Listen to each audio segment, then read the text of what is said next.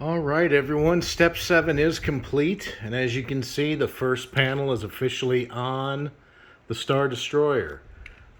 Step 7 was a little bit more, again, completing this bottom piece, essentially fleshing it out, adding a few of the connection points that you'll see here inside the frame. You're actually connecting it onto several points that you built onto the infrastructure earlier, as well as building in some of these connection points as well that you're then connecting into the greebling frame. So all in all, it's a very easy build if you take your time and follow the instructions. That being said, looking at the bag for number 8, it looks like a majority of the parts for number 8 are actually in bag 7. As you can see, there is a wide and large amount of pieces left.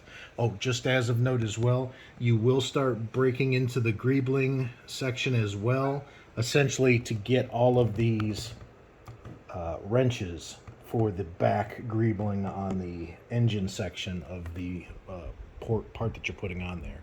So just be aware of that. Again, bag 8 is a very small bag, mainly because you're going to be leveraging the remainder of bag 7, so I can't wait to see. Hopefully that means we'll be completing most of the left side and actually building that and getting that attached. One thing I will note is there were several 2x16 gray plates that were part of this that actually make up parts of the infrastructure that were kind of warped. So what I ended up having to do, at least temporarily, is I put a couple of small clear rubber bands on the tip because there was a little bit of a gap that was just naturally being caused by that warping. I think if those had been perfectly straight as they should have been, then there wouldn't have been any gap at all in that area. So I just went ahead and put that on there in the hopes that maybe temporarily binding that piece like that may start to cause a little bit of that stress to be relieved, maybe bend it. My fear is that perhaps those type of clear bands might be needed to keep the front of the frame together, but we won't know until we get it all together and see. So the big thing I will point out as well is there are 2 main connection points, the one in the very back right next to the engines and this one right here. They will use black Technic pins to get those sealed and secured, and then you'll be using gray ones on these connection points that you build onto this section. And that is really all of the Technic connections for this entire piece of the frame. I'm sorry, the skin to connect to the frame. Other than that, you're just using some basic connections using bricks that you built as part of the infrastructure connecting to the bottom of it. So, I mean, it feels pretty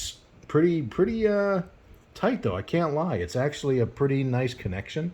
My hope is that as more and more weight is being added to this, that I won't see any of these let go, and then I have to take the thing halfway apart to maybe reconnect things. That's my fear, knock on wood. We don't have to do that. So other than that, again, this section was a very pleasant build. Just pay attention to the instructions. Again, you're going to be doing sections of skin like you've done in the past. Just ensure that you take your time. I did have to go back a couple steps several times because I got over eager and thought I knew more than actually what the instructions were going to show me, and that I ended up paying for it a little bit. So again, just take your time, pay attention to the instructions, and this should be one of the, in my mind, one of those pieces where you feel like you're now getting into the home stretch, even though really we're only on section 8 of at least 22 according to the bags and the instructions. So we'll see how this plays out. More to come after bag 8. Take care.